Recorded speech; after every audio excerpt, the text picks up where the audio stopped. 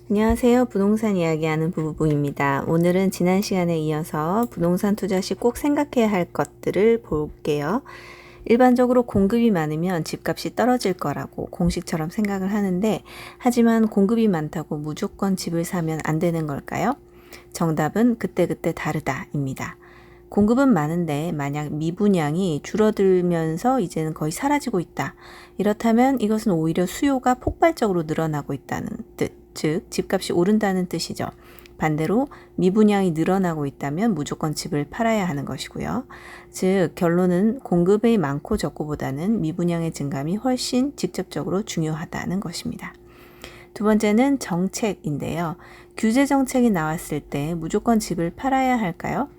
정책이 아닌 시장의 내재 가치를 먼저 봐야 됩니다.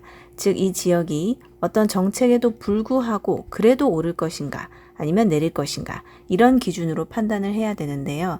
왜냐하면 정책이 불이익을 준다고 해서 모든 지역이 무조건 내려가는 것은 아니라 오히려 올라가는 경우도 있기 때문에 투자하려고 하는 그 물건의 가격 자체를 봐야 됩니다.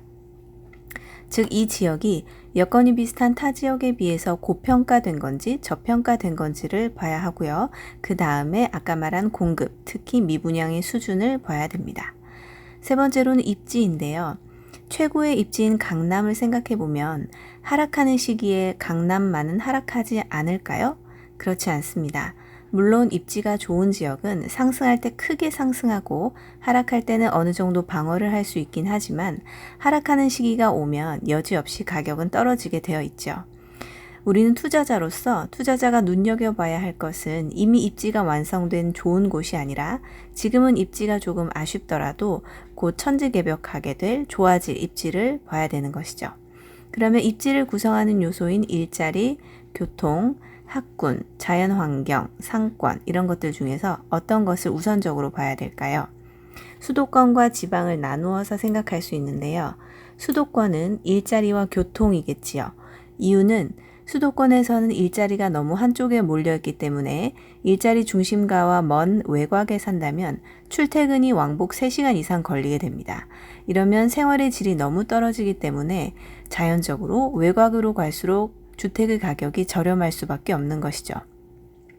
즉 일자리와 연결하는 교통이 획기적으로 발달하게 된다면 거리가 멀더라도 그 지역의 가격은 급등할 수밖에 없는 원리입니다. 이 점을 지방과 비교해 보면 지방은 지역 자체가 그렇게 넓지 않아서 끝에서 끝으로 출근하더라도 어차피 차로 이동할 수 있기 때문에 일자리와 관계된 교통이 수도권만큼 중요하지는 않습니다. 지방은 일자리의 위치보다도 양질의 일자리가 있기는 있느냐 이것이 차라리 더 중요합니다. 따라서 지방은 교통보다는 일자리의 여부, 학군, 학원가 이런 것들이 더 중요하고 상권, 자연환경 이런 순서대로 되겠죠. 부동산을 투자할 때는 1, 2년 내에 좋게 변화할 변동성이 큰 요인을 찾아야 됩니다. 서울의 일자리가 1, 2년 내에 드라마틱하게 변할 수 있을까요? 최근에 1, 2년 동안의 부동산 가격은 아주 크게 변했는데 그 원인이 일자리가 변해서 그런 걸까요? 일자리의 변화는 거의 없었습니다. 그나마 변화가 있었던 것은 교통인데요.